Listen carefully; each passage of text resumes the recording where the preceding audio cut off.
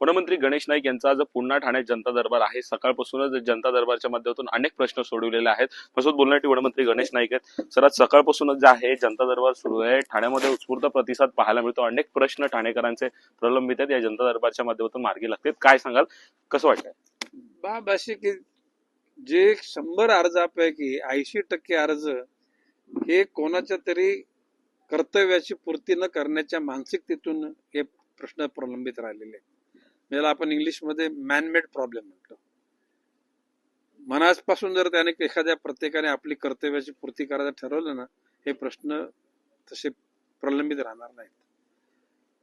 ठाणे महापालिका, पोलीस यंत्रणा, महसूल यंत्रणा आणि एक माझ्या इथले बिल्डर हे सगळ्यांचेच बॉस झालेले आहेत. म्हणजे सगळे बिल्डर नाही, काही बिल्डर तर हे लोकांचे असे बॉस झालेत की त्या सगळ्या यंत्रणा तेच चालवतात की काय, असा भास निर्माण होतो.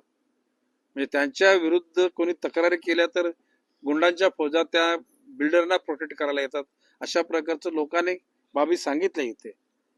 आणि म्हणून मी विविध DCP महोदय, ACP, PI या लोकांना सगळ्या गोष्टीची तपासणी करून योग्य तो निर्णय घ्यायला सांगितलेला आहे. आपण ठाणे संपर्क प्रमुख आहात, संपर्क मंत्री आहात ठाण्याचे. ठाणे महानगरपालिका असेल किंवा पोलीस देखील अनेक ज्या आहेत समस्यांवर आपण ज्या आहेत अधिकाऱ्यांना सुद्धा विचारणा केली. त्याचबरोबर ठाण्यातल्या ट्रॅफिक समस्यामुळे देखील ठाणेकरांची डोकेदुखी वाढलेली. कसं बघता याकडे? एवढ्या वर्षाचं नेतृत्व, पालकमंत्री एकनाथ शिंदे आहेत, परंतु लोकांचे प्रश्न जे आहेत अजूनही प्रलंबित राहिले पाहायला मिळतात. हे बघा, त्या ठिकाणी तर कोणाला दोष देण्यात अर्थ नाही. 90% शासकीय यंत्रणा अतिशय चांगले काम करते. तर मी सकाळी मोठे आम्ही 11:30 पासून बसलोय, ऐकला का? माझ्या दृष्टिकोनातून हे साधारणपणे 6 वाजेपर्यंत चालणार आहे. अधिकारी वर्ग आपापल्या परीने चांगलं काम करते. परंतु 10% जे नालायक आहेत ना, की ज्यांच्या मनामध्ये हेतू हा जनतेची सेवा करण्याचा नाही, शासनाच्या सेवेत ते आलेत, ते जनतेची सेवा करण्याकरता नाही, स्वतःच्या आयुष्यामध्ये स्वतःचं कोट कल्याण करण्याकरता आलेत. आणि अशा नालायक लोकांमुळे जनता ही त्रस्त आहे. त्याला कुठलाही खाता अपवाद नाही. जसे मी शासकीय यंत्रणेमध्ये 10% नालायक आहेत ना, आमच्या राजकारणामध्ये सुद्धा 15% नालायक आहेत, असं माझं मत आहे. आणि म्हणून खरं म्हणजे आपल्या कर्तव्याची पालन न करता येणाऱ्या लोकांनी कारण जीवनातून मुक्त म्हणजे या सार्वजनिक जीवनातून मुक्त व्हायला पाहिजे. नाही, आपल्याला म्हणजे तुम्ही जे तुमचं कर्तव्य ते प्रामाणिकपणे करायचा प्रयत्न करा. 100% गोष्टीचा निकाल नाही लागणार. काही जनतेतले काही लोक सुद्धा आपलं न होणारं काम सुधार करण्यासाठी एक रेटा लावतात, तो पण चुकीचा आहे. तर एकूण आम्ही प्रयत्न करतोय, सगळी यंत्रणा सुद्धा कामाला लागलेली आहे आणि त्याच्यातून बऱ्याचशा प्रमाणात मार्ग प्रश्न लागतील. मागच्या याच्यामध्ये जवळजवळ 80% प्रकरणाचा रिझल्ट आलेला आहे. 20% प्रलंबित आहेत. पुढे मागे त्याच्यात गती वाढेल. तर आगामी काळात महापालिका निवडणुकांचा असणार आहे. कुठेतरी ह्या महापालिका निवडणुकीकडे सर्वांचं लक्ष लागलेलं आहे. ठाणे एकनाथ शिंदे, गणेश नाईक एक वेगळं समीकरण पाहिलं जातं. कसं बघता आपण? संपर्क मंत्री देखील. आता ते तुम्ही वाहिन्यांवर ते दाखवलं जातं, आम्ही पण बघतो, ऐकला का? प्रॅक्टिकली माझं एवढंच म्हणणं आहे की ही महायुती आहे.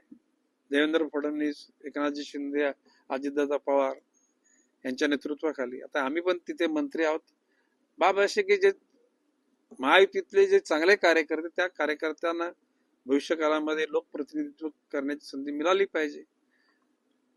आणि अशा प्रकारचं वातावरण जर नसलं तर मी माझी भूमिका आमच्या पक्षाच्या नेतृत्वासमोर निश्चित ठेवणार आहे. पण आगामी काळात ठाणे महापालिकेवर भाजपचा महापौर पाहायला मिळेल.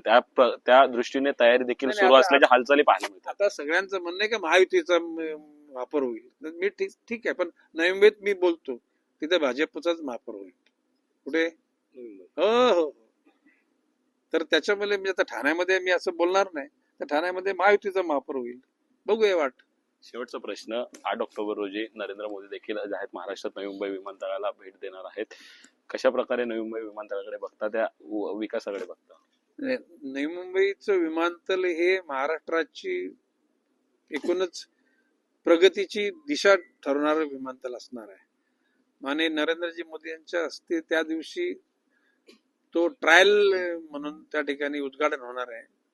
कमर्शियल त्याचा वापर होण्याकरता अजून एक 2, 2.5, 3 महिने लागतील आणि त्यानंतर त्या विमानतळाच्या आसपास हजारोच्या संख्येने तिथे रोजगार लाभेल.